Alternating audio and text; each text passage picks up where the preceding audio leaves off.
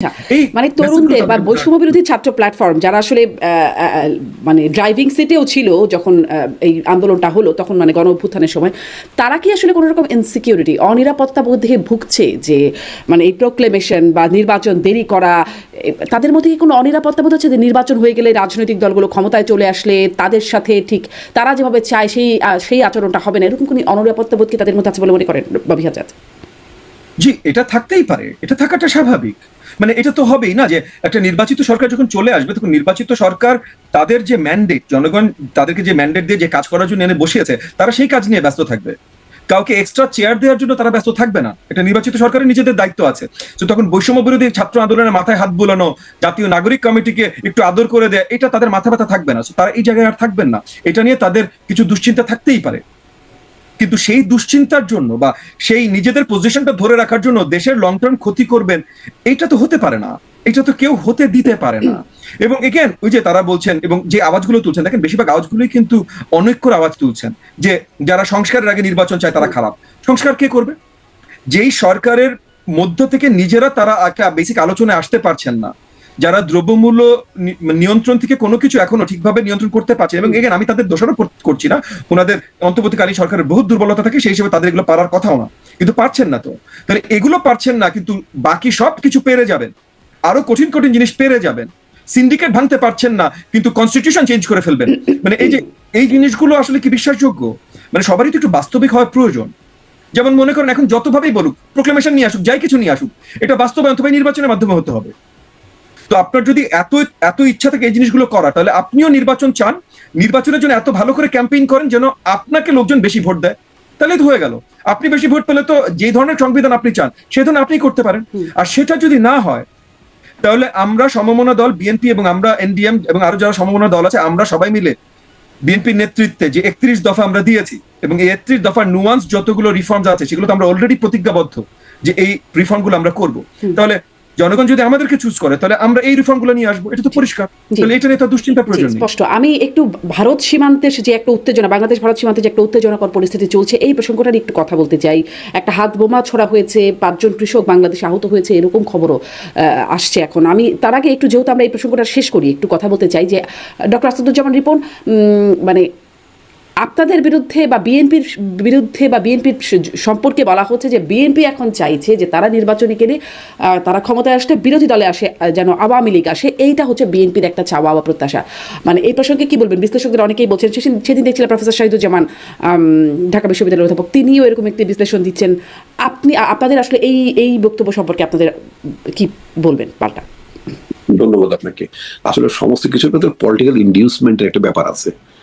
তো যারা এই ধরনের ভাবনা ভাবেন, এই গত 15 বছরে তো সবচেয়ে আমরা বেশি ক্ষতিগ্রস্ত, আমাদের দল সবচেয়ে বেশি নিগৃহীত, আমাদের দলের নেতা কর্মীরা গুমের শিকার হয়েছেন, হত্যা শিকার হয়েছেন, মামলার শিকার হয়েছেন, কারাগারে গিয়েছেন, সাজা প্রাপ্ত হয়েছেন।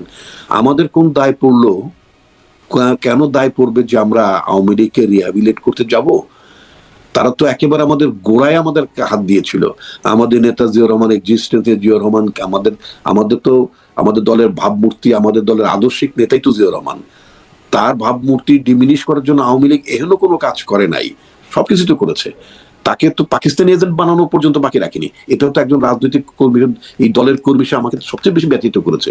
শুধু সেই দলটি যারা আমার নেতাকে যারা অসম্মানিত করেছে, অপমানিত করেছে, সেই দলের সাথে আমার আপোষের কোনো কারণ নেই। এটা তো খুব ক্লিয়ার কথা। আমি জানি না প্রফেসর শাহিদুজ্জামান উনি কি সরলীকরণ করলেন। এখন আমরা যদি বলি নির্বাচন চাই, নির্বাচন চাওয়ার মধ্য দিয়ে যদি আওয়ামী লীগ যতক্ষণ পর্যন্ত আপনার কি বলেন ফরমালি নিষিদ্ধ না হবে, তারা তো নির্বাচনে অংশ নিতেই পারে।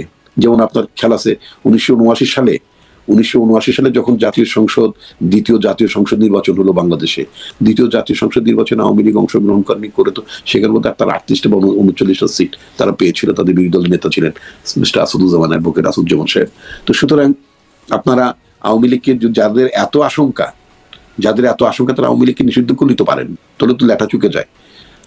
আমাদের মানে কাঁধে এটা না চাপিয়ে দিয়ে আওয়ামী লীগকে নিষিদ্ধ করে দেন, সোজা কথা। যদি যেটা চাচ্ছেন করে দেন। আর ওই যে ববি হাজরাত একটা কথা বলেন, এটা যারা করবে না তারা দেশের শত্রু মুক্ত, এগুলো তো হাসিনা মার্কা কথাবার্তা। হাসিনা ওবায়দুল কাদের যে ভাষায় কথা বলতো, তাদের মধ্যে এই ধরনের একটা অ্যাটিটিউড আছে।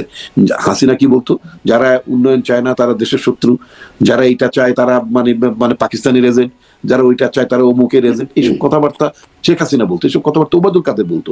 আমাদের তরুণ সমাজের কাছে তো আমরা মানে হাসিনার পেতা তাদের উপর ভর করে এটা তো নিশ্চয় আমরা চাইবো না, তাই না? আমি ববি আজাদের সাথে ভেরি মাচ একমত। উনি যেটা বলেছেন, তারা যা চাচ্ছেন, তারা যে কথাটি বলছেন, আমার তো মনে হয় না তাদের চাওয়ার সাথে আমাদের চাওয়ার একটা বিস্তর ফারাক আছে, তা আমি মনে করি না। তারা সংস্কার চাচ্ছেন, আমরাও সংস্কার চাচ্ছি। তারা কি নতুন কোন সংস্কারের কথা বলেছেন? আমাদের দলের তরফ থেকে তো 31 দফার কথা বলেছি। আমার জানা মতে আদার দেন গভর্নমেন্টের সংস্কার কমিশনের সংস্কার প্রস্তাবের বাইরে তরুণরা তারা নিজেরা কোনো কিছু সংস্কারের কথা বলেছেন বলতে আমার জানা নেই। আমি এখন, আপনি কি শুনেছেন কিনা আমি জানি না, শুনেছেন কি আসলে? বাস্তবায়ন চাচ্ছে তারা, এখন বলছে এর বাস্তবায়নও এই সরকারের হাতে থাকতে হবে। তাদের দাবিটা এটা, সংস্কারের নতুন আইডিয়া হয়তো তারা দিচ্ছে না, কিন্তু তারা এই বাস্তবায়নটা চাইছে। মানে তরুণদের কাছ থেকে যেমন একটা ডক্টর রিপন, তরুণদের কাছ থেকে যেমন একটা মানে আপনাদের সাথে একটা মত বিভেদের জায়গা দেখা যাচ্ছে বা একটা দূরত্ব বাড়তে দেখা যাচ্ছে বিভিন্ন মত কেন্দ্র করে বা বিভিন্ন প্রসঙ্গকে কেন্দ্র করে, মানে নানান দিক থেকেই আপনাদের বিরুদ্ধে, আমি বলছি বিএনপির বিরুদ্ধে এরকম মন্তব্য আসছে যে, যেমন আমরা জামাত ইসলামের কাছ থেকে শুনেছিলাম যে এক জালিমকে বিদায় করেছি আরেক জালিমকে আনাবার জন্য নয়, বা এক তরুণরা বলেছিল এক ফ্যাসিস্ট বিদায় হয়েছে আরেক ফ্যাসিস্টকে আনার জন্য না।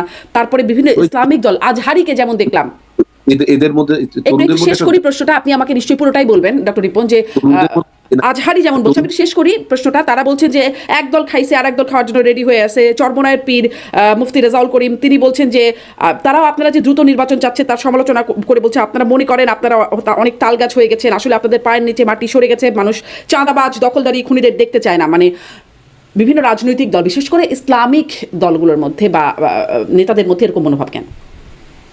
ধন্যবাদ। এটা তারা বলতে পারবেন তাদের মনোভাব কেন। আমি যদি বলতে চাই চরমোনাই, তো সেই চরমোনাই যারা আপনার আওয়ামী লীগের অধীনে বহু নির্বাচনে অংশ নিয়েছেন, মেয়র নির্বাচনে অংশ নিয়েছেন, সবকিছু তারা করেছেন, করে দিয়ে আওয়ামী লীগের নির্বাচনী ব্যবস্থাটাকে তারা বরং জায়েজ করেছেন। এইসব ব্যবস্থা না করলে আওয়ামী লীগকে আমরা যেভাবে নির্বাচন বয়কট করা শুরু করছিলাম, চরমোনাই সাহেবরাও যদি আপনার এই ধারাটা অনুসরণ করতেন তাহলে আওয়ামী লীগের সরকারের বিদায় হয়তো আরো আগে হতো। বরং এদের ওই অ্যাক্টিভিটির কারণে আওয়ামী লীগ সরকার প্রলং করেছে। এক আর একটা কথা মনে রাখতে হবে, সেটা হচ্ছে যে কার পায়ের তলায় মাটি আছে কি না আছে এটা তারা খুব ভালো করে জানেন। শুক্রবার দিন একটা জমায়েতের ডাক দিলে জুম্মার দিনে জমায়েত করা আর সারা সপ্তাহ জমায়েত করা তো এক জিনিস না, গেল এক। তো এখন আপনার এই, আমি কোনো অনেকের কথা বলবো, আর জামাতের যে টোন, আজারি সাহেব নিজে যে এসে এত কথা বললেন, আজারি সাহেব নিজে 1 বছর আগে ভেঙে গেলেন কেন? উনিও তো ভেঙে গেছেন, মানে নিজের নিরাপত্তা কারণে উনি তো দেশে থাকতে পারেননি।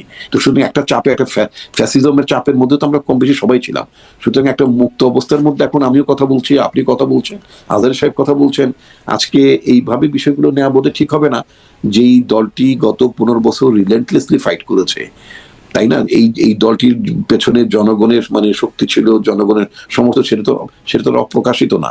সুতরাং এই কথাগুলো কেন মানে তারা বলেন? আবার জামাতের কথা আপনি যে উদাহরণ টানলেন, আমি তো পরক্ষণে আবার যদি আপনি আরো জামাতের স্টেটমেন্ট দেখেন, সেখানে দেখবেন দ্রুত নির্বাচন দিতে, এই স্টেটমেন্টও জামাতের আছে না?